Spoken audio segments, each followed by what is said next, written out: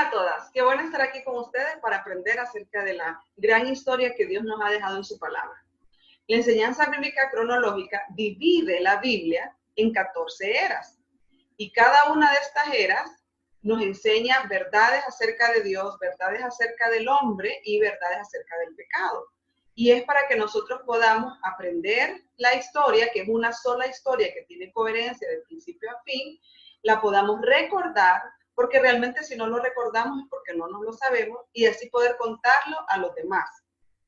Todas las eras tienen dos flechas. La flecha azul que viene para abajo, que es para recordarnos que Dios siempre está hablando. Él siempre se está comunicando, dándonos instrucciones que nosotros obedezcamos, dándonos promesas para nosotros creer y dándonos prohibiciones que nos dan una oportunidad de caminar con Él con fe, creyendo que lo que Él nos dice es verdad y es para nuestro bien.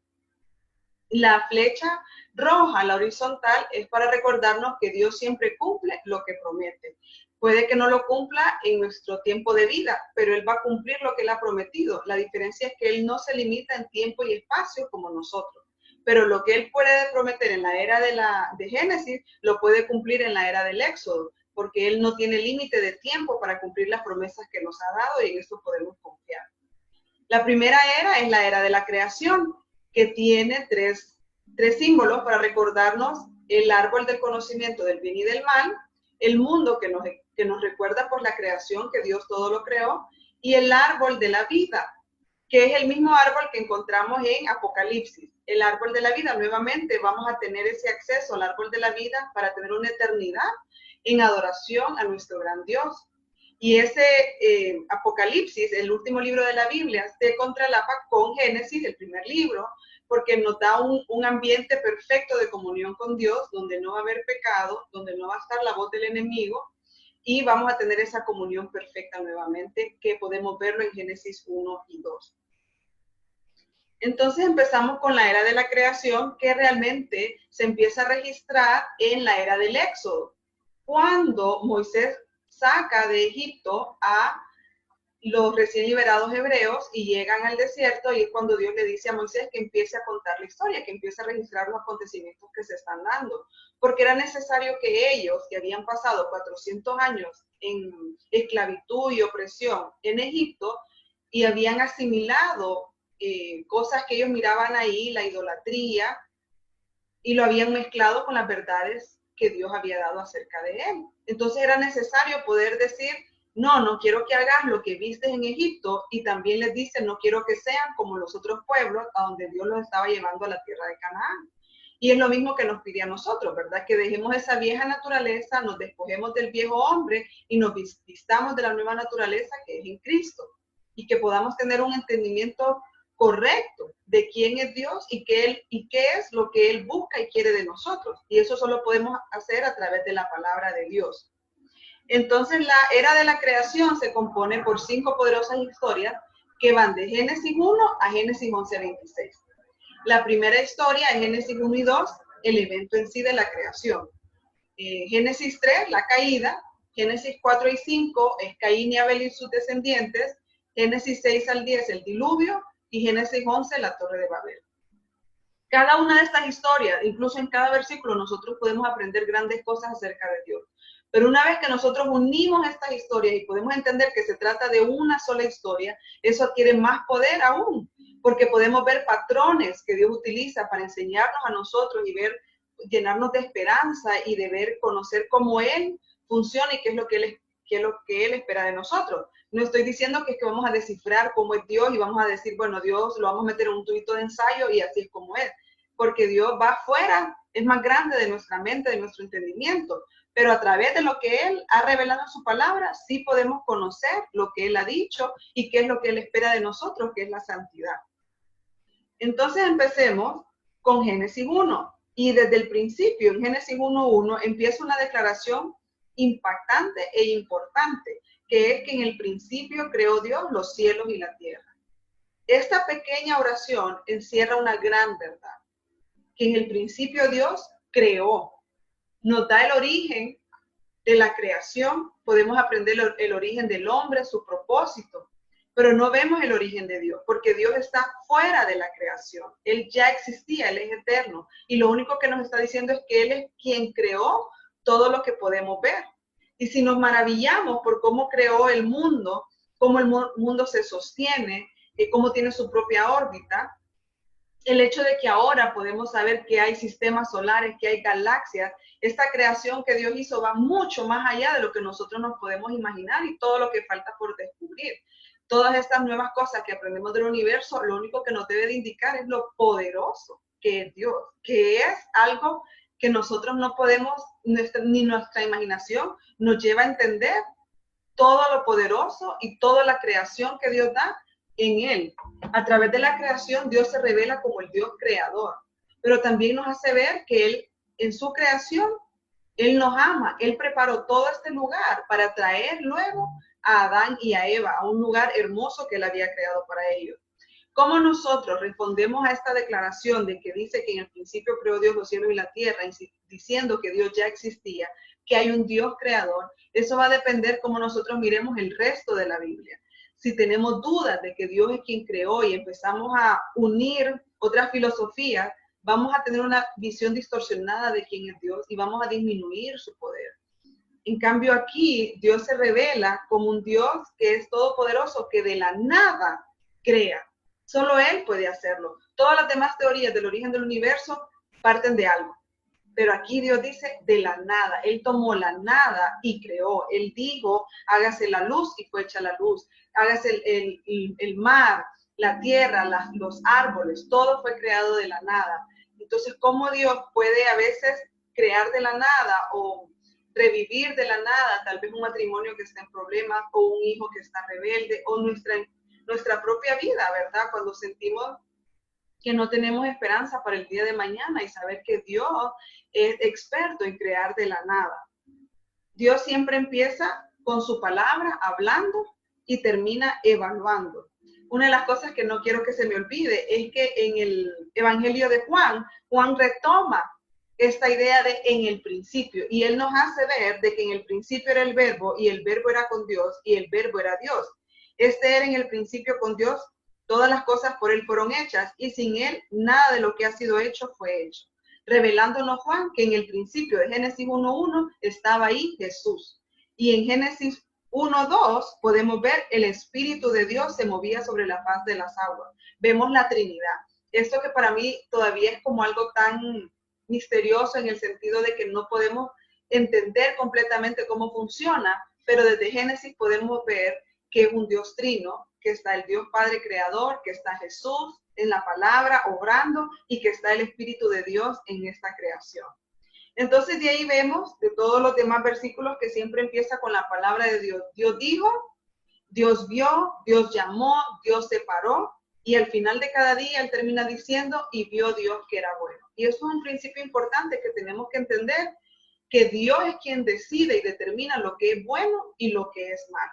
Lastimosamente en nuestra naturaleza ahora queremos ser nosotros los que estemos determinando lo que sí me conviene y lo que no, esto sí, incluso venimos a la palabra escogiendo lo que yo quiero obedecer, porque al final yo voy a obedecer lo que creo que es verdad, pero si está escrito en la palabra, yo decido que esta es la palabra, que Dios me dice que Él la reveló, que Él la escribió a través de diferentes autores, pero que es Él quien la inspiró.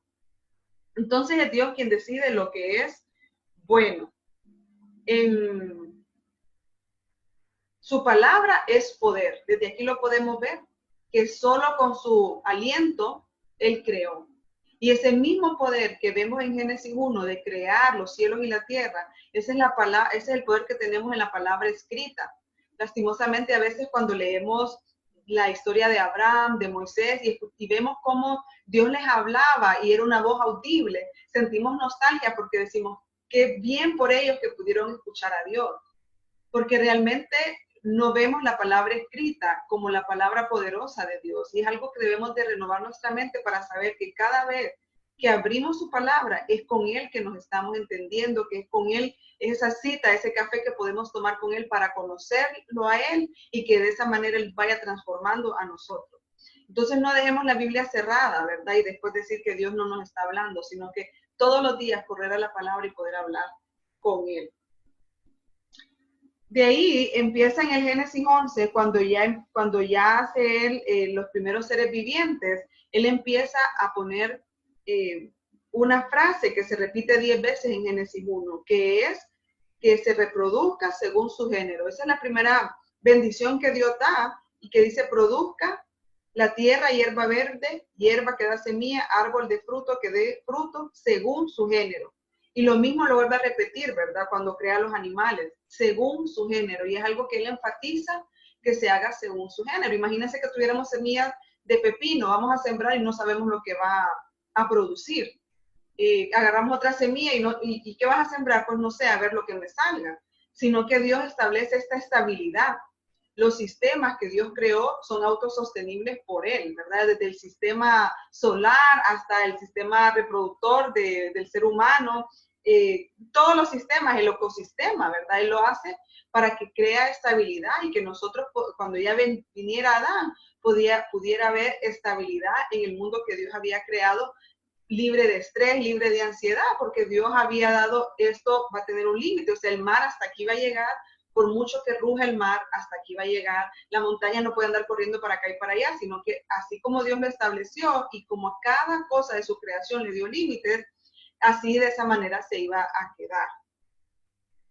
Y también, ahora vamos nuevamente, ¿verdad? En el 26 vemos que se habla, en 1.26 vemos que se habla en plural: hagamos al hombre a nuestra imagen, conforme a nuestra semejanza. Vemos nuevamente por qué Dios está hablando en plural, porque están las tres personas, ¿verdad? Y Dios aquí es donde nos da nuestro propósito y nuestra identidad, que es tan importante que nosotros podamos afirmar nuestra identidad en la verdad de la palabra de Dios, en lo que Dios dice acerca de nosotros.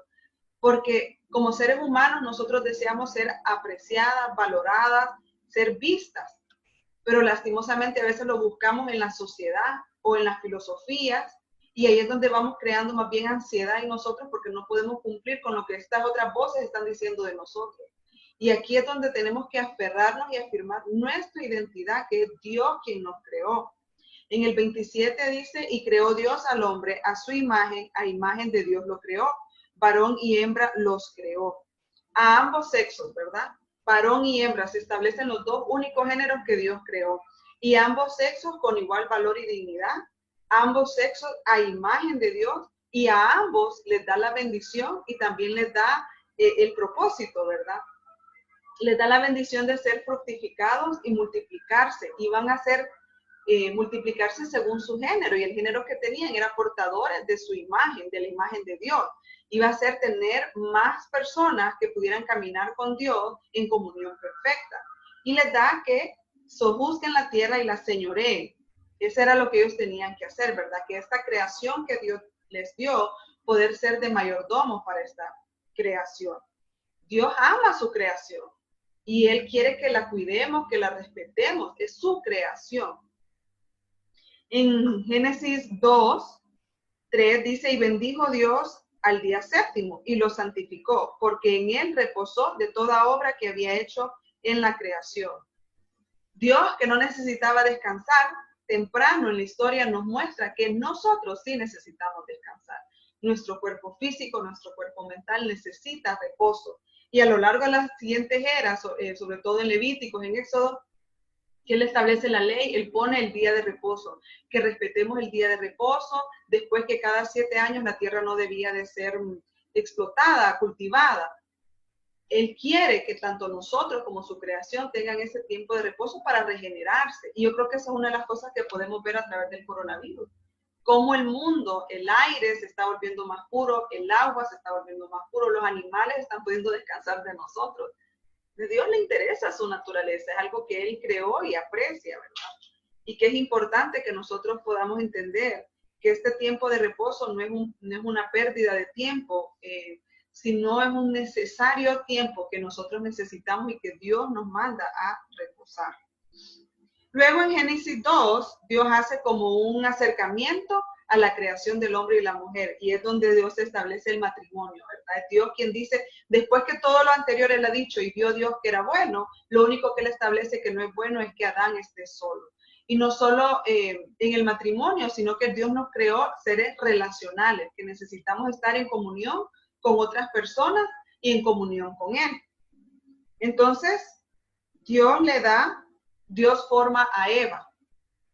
Pero en Génesis 15 dice que Dios tomó, Jehová Dios, al hombre y lo puso en el huerto del Edén para que lo labrara y lo guardase. Y mandó Jehová Dios al hombre diciendo, de todo árbol del huerto podrás comer, mas del árbol de la ciencia del bien y del mal no comerás, porque el día que de él comieres, ciertamente morirás.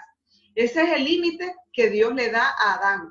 En este momento solo está él y él está viendo esta tremenda creación hermosa, porque imagínense, Dios hubiera hecho todo en blanco y negro, no hubiera sido tan bonito.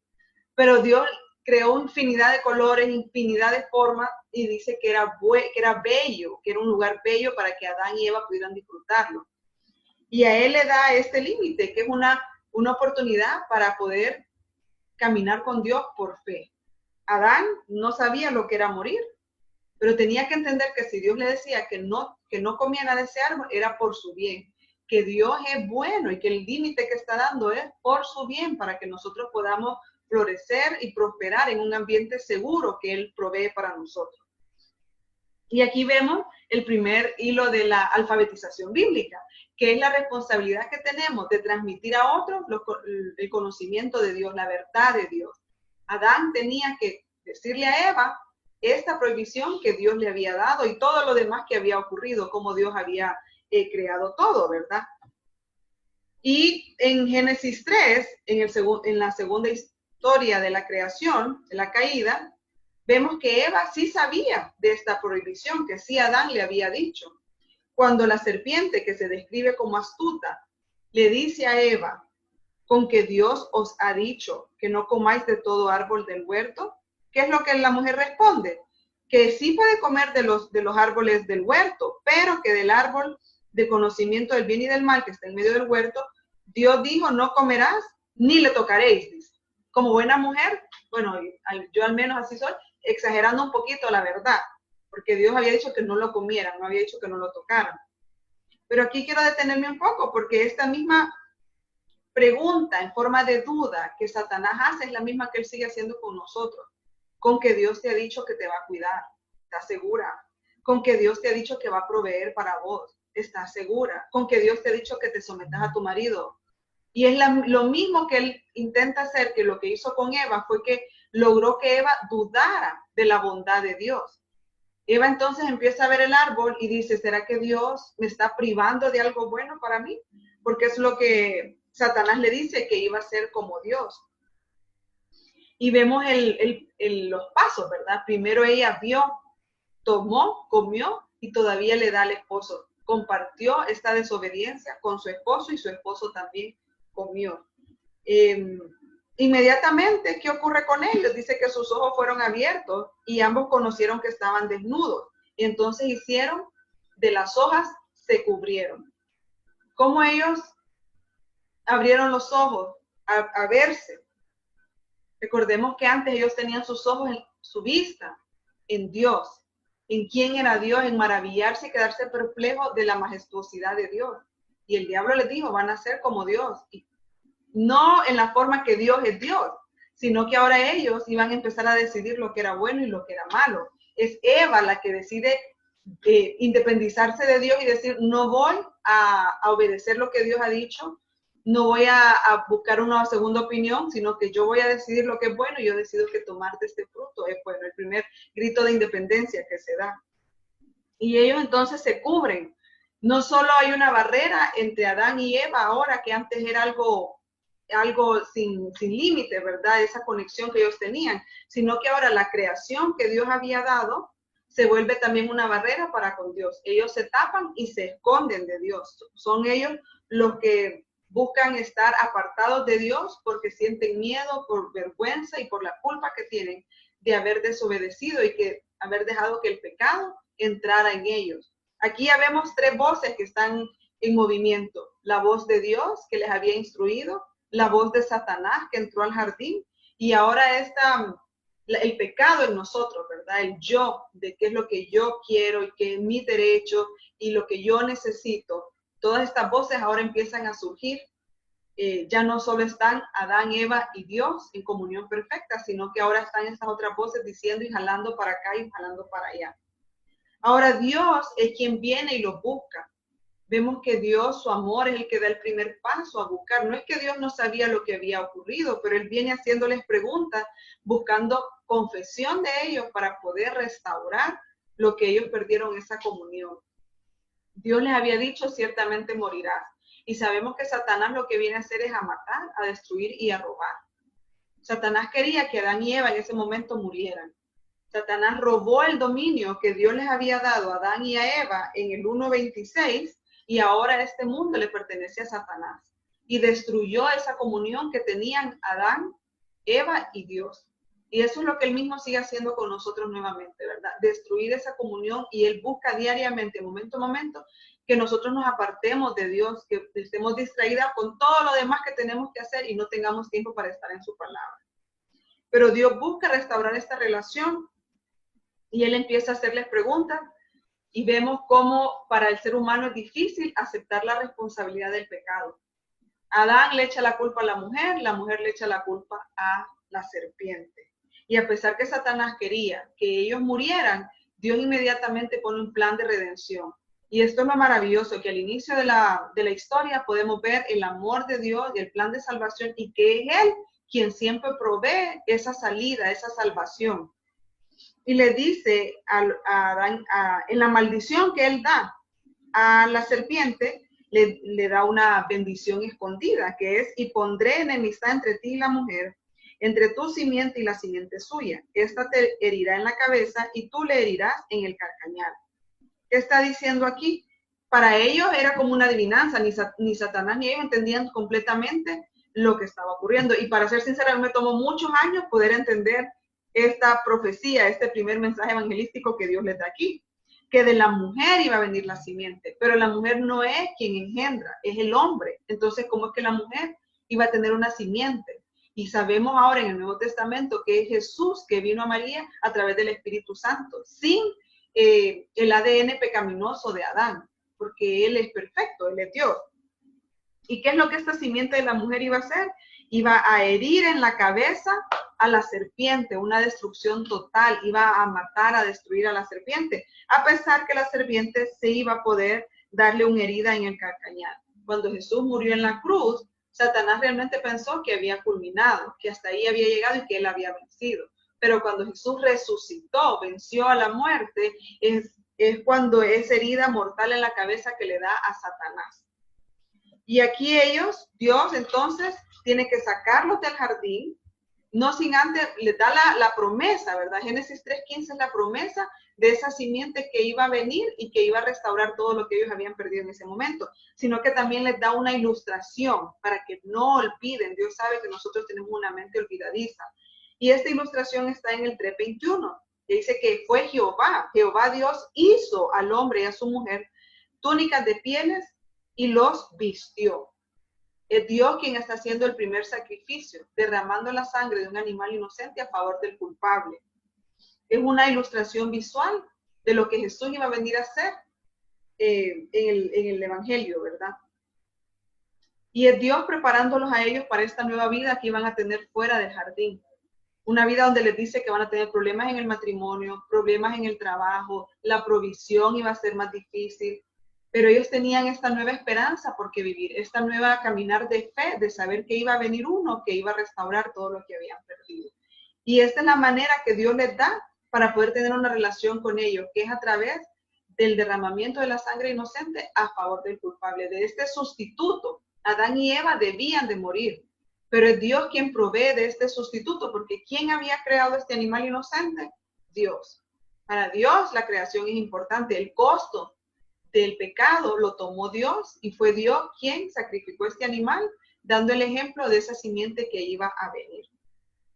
Ahora ya fuera del jardín, vemos nuevamente el hilo de la alfabetización bíblica, que Adán y Eva ahora tienen que transmitir esta información a sus hijos, a Caín y a Abel. Y aquí vemos la cuarta voz que se levanta, que es la voz del mundo, que dice, acomódate a mí, poder vivir independiente de Dios, no lo necesitas.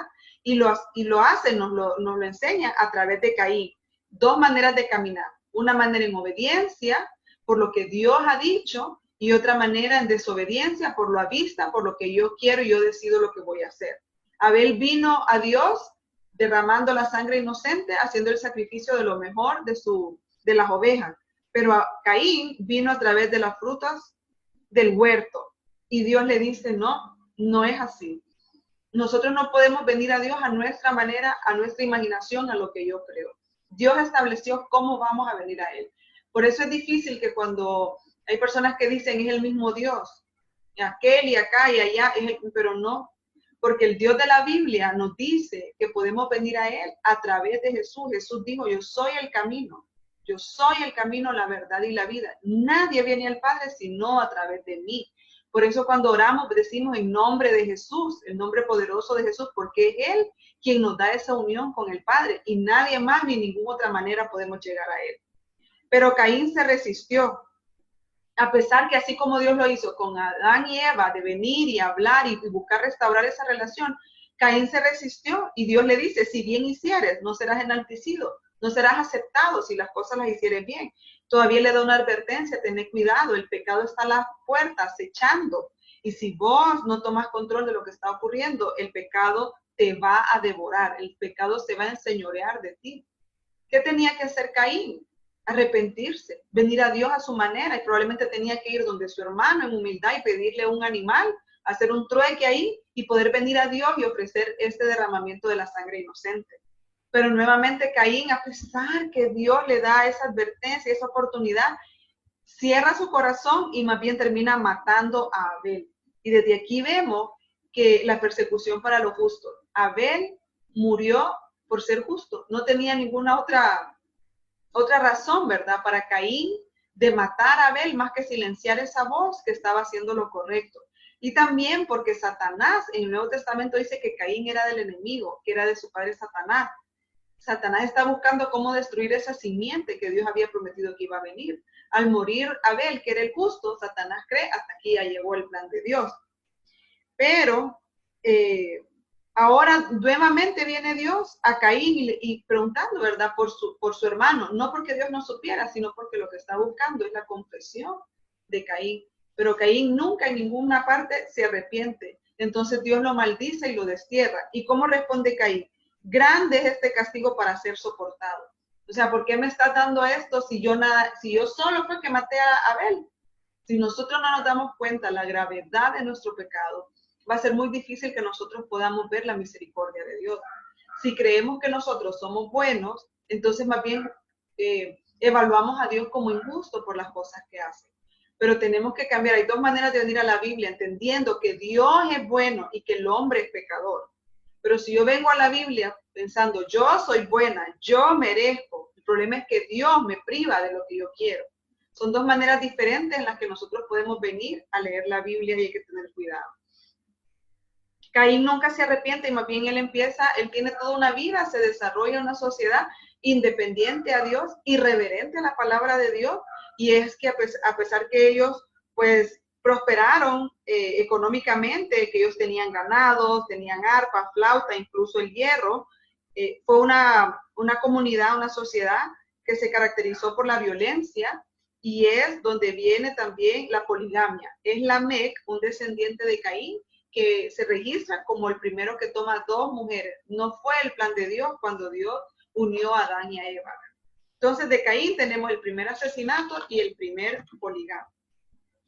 Después tenemos la sustitución, porque Caín mató a Abel, Satanás pensó hasta aquí llega la simiente, pero Dios cumple lo que promete y él va a velar de que su plan se cumpla, de que su promesa se cumpla, y entonces Dios sustituye a Abel con Set, que literalmente significa sustituto. Y a través de Set, su descendencia empieza a clamar a Dios, a tal cosa que Enoc caminó con Dios y desapareció, fue llevado a Dios, de esa comunión íntima que él tenía, y Dios se lo llevó, no experimentó la muerte. Pero en el 6 vemos que los hijos de Dios vieron a las hijas de los hombres y empezaron a mezclarse, a casarse entre ellos. Y esto lo que llevó es cada vez separarse de Dios, de lo que Dios estaba estableciendo. Y como vimos en Génesis 1, Dios siempre está evaluando. En Génesis 6:5 dice, y vio Jehová que la maldad de los hombres era mucha en la tierra y que todo designio de los pensamientos del corazón de ellos era de continuo solamente el mal. Y se arrepintió Jehová de haber hecho hombre en la tierra y le dolió su corazón. Y dijo, raeré de sobre la faz de la tierra a los hombres que he creado. Aquí Dios decide que va a eliminar todo lo creado. Él siempre está evaluando, aún hoy 27 de abril, está evaluando lo que nosotros estamos haciendo hoy. Y Él nos está llamando al arrepentimiento, que nosotros podamos caminar con Él por fe, en obediencia, buscando esa santificación que solo a través de Él podemos obtener. Y después dice que Noé halló gracia, que Noé dice que era un varón justo, era perfecto en sus generaciones, con Dios caminó Noé. En medio de esta generación perversa, lejos de Dios, había uno que deseaba agradar a Dios. Entonces que nosotros igual, en medio de tanto que miramos que estamos tan lejos de Dios, podemos realmente sin excusa caminar con Dios en santidad. Sabemos la historia, ¿verdad? Noé empieza, Dios le habla a Noé que construye el arca porque iba a venir la lluvia, iba a venir el diluvio. Y al igual que Adán y Eva no conocían la muerte, Noé no sabía lo que era la lluvia, pero Noé creyó y obedeció y empezó la construcción del arca. Él construía y también predicaba, se nos dice en el Nuevo Testamento, ¿verdad? Que él Dios dio esta oportunidad a todos los demás de escuchar el pregonero de justicia de Noé, pero que nadie no aceptaron esta gracia que venía de parte de Dios para su salvación, y al final solo Noé, su esposa, sus 3 hijos y su esposa entraron al arca, y Dios también llevó a los animales al arca, pero de ahí todo lo demás fue destruido. Una vez que Noé sale del arca, que espera que Dios le diga que salga, lo primero que Noé hace fue que edificó un altar a Jehová, y tomó de todo animal limpio y de toda ave limpia y ofreció holocausto en el altar. ¿Quién había provisto para estos animales, para este momento del holocausto de Noé? Era Dios. Fue Dios quien proveyó para estos animales y poder Noé identificarse. Porque yo me imagino que Noé, al salir del arca y ver todo destruido, todo el mundo que él conocía ya no estaba. Las personas que él quería ya no estaban, sus amistades, su familia no estaban. Yo creo que Noé, al hacer el arca, reconoce que él también merecía morir. Que él, por la gracia de Dios, es que estaba en el arca, y ahora él reconoce y pone el sustituto, este animal inocente, en lugar de él. Y dice que Dios percibió olor grato de esta ofrenda que Noé dio. Y ahora Dios hace un pacto con Noé y le dice que nunca más iba a volver a destruir la tierra a través de un diluvio. Y vemos que cuando Dios da la promesa, da una ilustración y le dice a Noé, no te preocupes, cada vez que mires el arco iris en el cielo, recordá lo que yo te he dicho. Porque imagínense para Noé, qué nervios, qué angustia volver a escuchar lluvia. Iba a pensar otra vez, ¿será que nuevamente todo va a ser destruido? Y cada vez que él mirara ese arcoíris, poder recordar las palabras de Dios. Tristemente, Satanás sigue tergiversando lo que Dios ha hecho. Y ahora, tal vez para generaciones más jóvenes, mucho más jóvenes, el arcoíris no lo asocian con la palabra de Dios. Lo asocian con algo diferente que va en contra de la palabra de Dios. Y es nuestra responsabilidad poder conocer la verdad de la palabra de Dios para poder transmitirla a nuevas generaciones. De Noé, entonces, en el 10 tenemos los descendientes de sus 3 hijos, y que Dios les dice que se esparzan a través de la tierra. Esa bendición que Dios le dio a Adán y a Eva de fructificar y multiplicarse, ahora se le da a Noé y a sus hijos, y que se esparzan por la tierra. Pero vemos esa tendencia al pecado que como seres humanos tenemos. Y es que cuando el pecado entró al mundo a través de la desobediencia de Adán y de Eva, nosotros seguimos siendo portadores de la imagen de Dios, pero tenemos un defecto. Estamos rotos, no sé si se puede ver aquí. Este vaso sigue siendo vaso, pero hay un defecto, ¿verdad? Está rajado. Está rajado, y es igual con nosotros.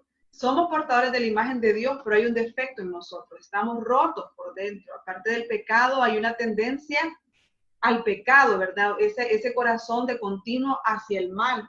O está la voz del mundo que nos dice por aquí, está Satanás jalando por otro lado, que nosotros nos desviemos. Y aquí lo representa, ¿verdad? Cuando vemos en Génesis 11, la Torre de Babel, nuevamente el hombre queriendo venir a Dios a su manera, desobedeciendo de manera confrontativo, ¿verdad? Dios dice, espárzanse, pero él dice, no. Ellos dicen, no, hagamos una torre que llegue hasta el cielo y hagámonos un nombre. Ellos querían enaltecerse ellos mismos, ¿verdad? Se sentían que era una sociedad pudiente, una sociedad que quería que fuera recordada a través de las generaciones, a través de los tiempos.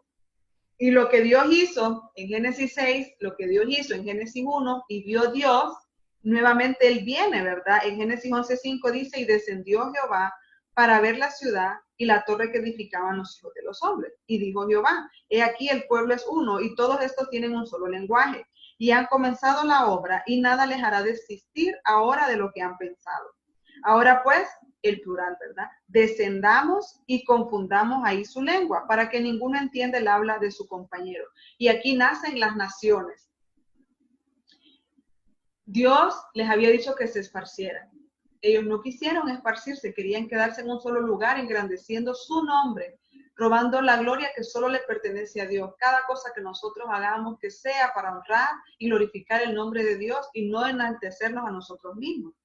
Entonces, al final, ellos terminaron obedeciendo a Dios a través de que Dios, en su misericordia, confundió el lenguaje y así fue como ellos se fueron uniendo y jalando cada grupo por su lado, ¿verdad? Desde ahí los esparció sobre la faz de toda la tierra.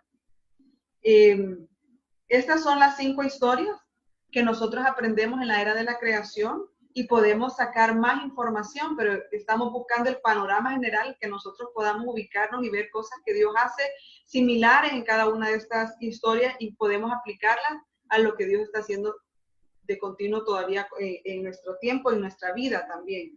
Aprendemos pues que Dios siempre nos está evaluando, que Dios siempre está viendo lo que nosotros hacemos, que la palabra de Dios se cumple cuando Dios da una promesa, Él se obliga a sí mismo a cumplir esa promesa que ha dado, que Dios es bueno y es algo que Satanás siempre está buscando que nosotros dudemos de esa bondad, que dudemos que Dios es nuestro proveedor, que es Dios quien nos da la salvación, que en Dios nosotros podemos confiar. Aprendamos a distinguir esa voz que busca poner esa duda y apartarnos del camino del Señor. Y así muchas otras verdades podemos aprender de Dios, que a medida que nosotros vayamos leyendo, vamos afianzándonos más. Yo quiero invitarlas nuevamente a que continuemos leyendo la Biblia en un año, porque a través de esa lectura vamos a poder nosotros hacer raíz en su palabra y que esta mente que se nos olvida, poder siempre mantener fresco toda esta historia que Dios ha puesto para que a la luz de la palabra podamos tomar las decisiones que necesitamos tomar para vivir una vida que santifique, una vida de santidad que glorifique a Dios. Así que ánimos, amigas, sigamos adelante.